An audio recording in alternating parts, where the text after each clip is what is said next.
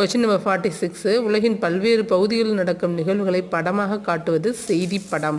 தமிழ் மொழியின் நவீன கதை இலக்கியத்தினை தொடக்கத்திலேயே செழுமைப்படுத்தினது புதுமை பித்தன். தெருக்கூத்தை தமிழ் கலையின் முக்கிய அடையாளமாக உருவாக்குனது யாருன்னா நா. முத்துசாமி. காந்தி பெற்றோர்கிட்ட அன்பா நடந்துக்க காரணமான நூல் சிரவண பிதுர்த்தி அப்படிங்கிற நூல். இதுவும் 10th ஓல்டு புக் தான்.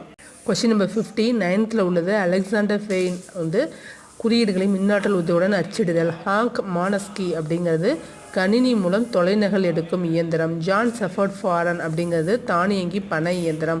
மைக்கேல் ஆல்ரிச் இணைய வணிகம். 51. தமிழ் பதிப்புலகின் தலைமகன் யாருன்னா சி.வை. தாமோதரனார். 11th புக்கில் இருக்குது. இதில் கூற்று 1 தவறு. கூற்று 2 தலையை கொடுத்தேனும் தலைநகரை காப்பேன்னு சொன்னது மாப்போசி தான். திருவள்ளுவர் தவசாலையை நிறுவனது ரா. இளங்குமரனார்.